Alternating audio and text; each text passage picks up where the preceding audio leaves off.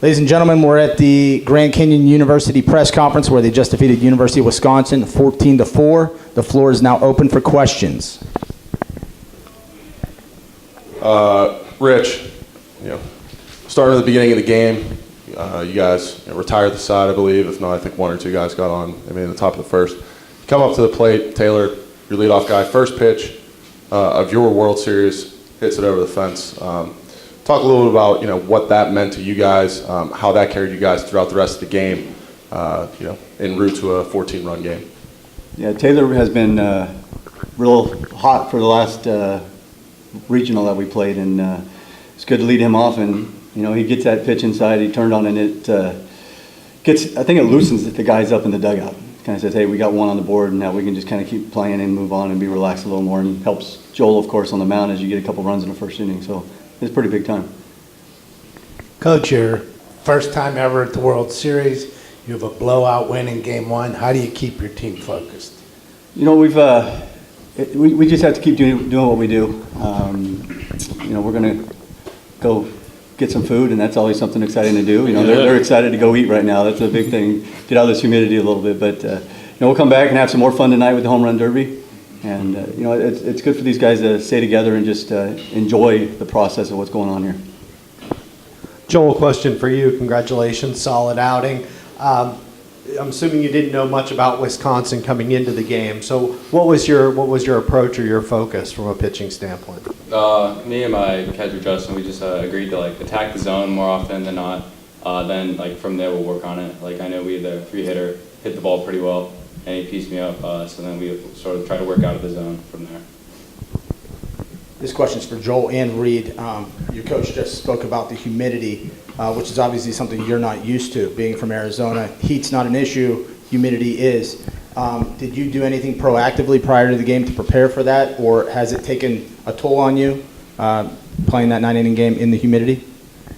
No, I didn't prepare at all, and it was awful. So I'm going to drink a lot more water tonight and stretch a lot more. So. Yeah, I didn't do anything different. The rosin bag helped out there. Hands were just getting a little sticky other than that. It was no different. Yeah, I got a question all three of you guys can contribute on.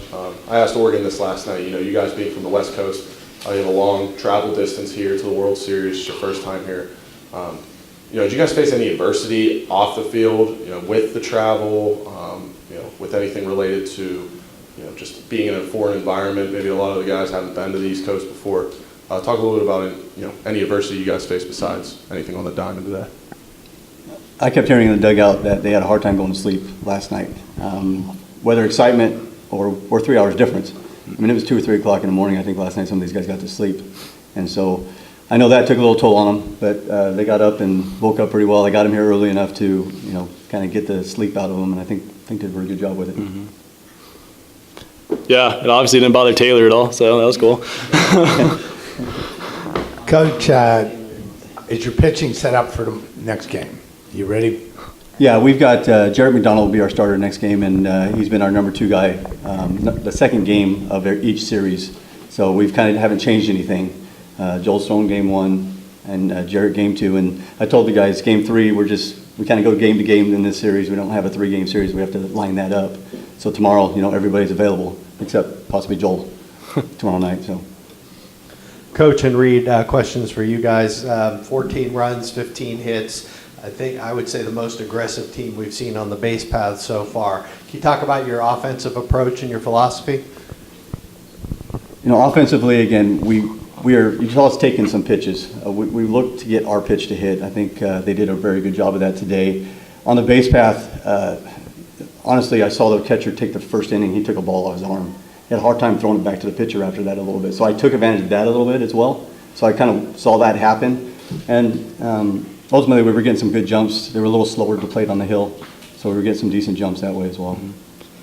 At the plate, it's important to be aware of what the pitcher's doing and understand, as a whole group, know what pitch to lay off. And we've been getting a lot better at laying off pitches and understanding what pitch to actually attack, which leads to 15 hits in the game. So it's really important.